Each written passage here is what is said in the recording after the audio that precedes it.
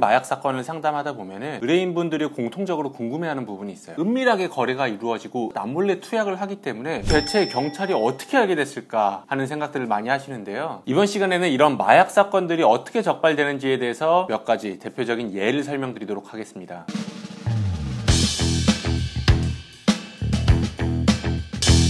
안녕하십니까. 변호사랑의 형사전문 변호사 최희준 변호사입니다. 어차피 걸린 건데 어떻게 적발된 게 뭐가 중요할까라고 생각을 하실 수도 있는데, 내가 어떻게 적발되었느냐에 따라서 진술 방향이 크게 달라질 수 있기 때문에 사건에 대한 변론 방향을 설계함에 있어서 입건 경위는 매우 중요한 요소 중 하나입니다.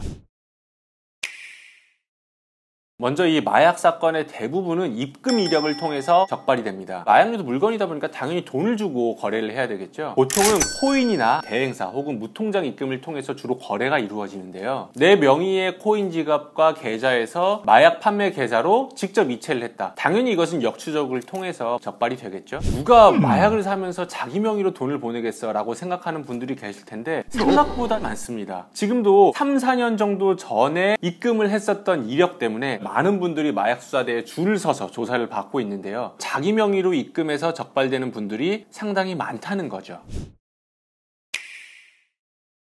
이것을 회피하기 위해서 코인 대행사나 무통장 입금이 많이 활용이 되는데요. 무통장 입금 방식은 다른 사람의 개인정보를 이용해서 마약 딜러에게 돈을 송금하는 방식인데요. 입금 내역이나 은행에 달린 CCTV만으로는 이 사람이 누군지를 알 수 없겠죠. 이때 수사관은 CCTV를 역추적해서 당사자를 특정 짓게 됩니다. 예를 들어서 어떤 사람이 마약 판매 계좌로 돈을 입금했다라고 하면은 CCTV를 타고 그 사람 행적을 계속해서 쫓아가게 됩니다. 그러다 보면 그 사람이 어디선가 신용카드를 쓸 수 있고요. 혹은 자기 차량에 탑승을 할 수도 있고요. 대중교통을 타러 가서 교통카드를 찍을 수도 있겠죠. 그러면 그 정보가 남기 때문에 정보를 추적해서 마약을 구매한 사람이 누군지 특정을 짓게 되는 거죠.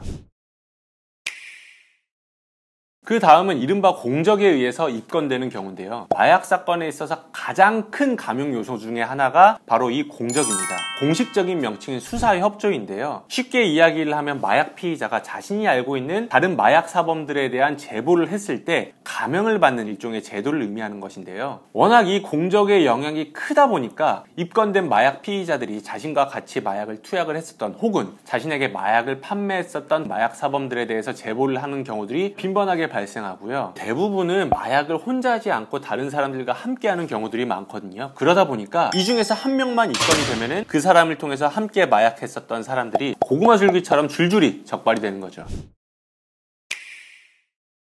마지막으로는 통제 배달을 통해서 입건되는 경우입니다. 다크웹과 같은 불법 프로그램들을 활용해서 해외 사이트를 통해 마약을 구매하는 경우, 혹은 일부 마약류가 합법화된 해외의 지인을 통해서 구매하는 경우에는 국내로 들어오면서 세관 검사를 거치게 되겠죠. 이때 세관 엑스레이 검사 과정에서 마약류인 것이 확인이 되면 그때부터 바로 통제 배달이 시작이 되는데요. 통제 배달이라는 것은 수사관들이 택배원 조끼를 입고 택배원인 것처럼 신분을 숨겨서 물건을 배달하는 것을 의미합니다. 마약을 구매한 사람이 물건을 수령하게 되면 현장에서 바로 그 사람을 체포하게 되는데요. 대부분의 마약류 밀수입 사건들이 바로 이 통제 배달을 통해서 적발이 이루어집니다. 그런데 똑같은 구매라 하더라도 국내에서 구입한 것과 달리 해외에서 구입을 해서 그 물건이 한국으로 들어오게 되면 마약류 밀수입 사건이거든요. 5년 이상의 징역형에 처하도록 규정하고 있는 만큼 그 처벌이 워낙 무겁기 때문에 보통은 통제 배달 과정에서 현행범 체포 혹은 영장에 의한 체포가 이루어지고 구속된 상태에서 수사나 재판을 받는 경우들이 많습니다.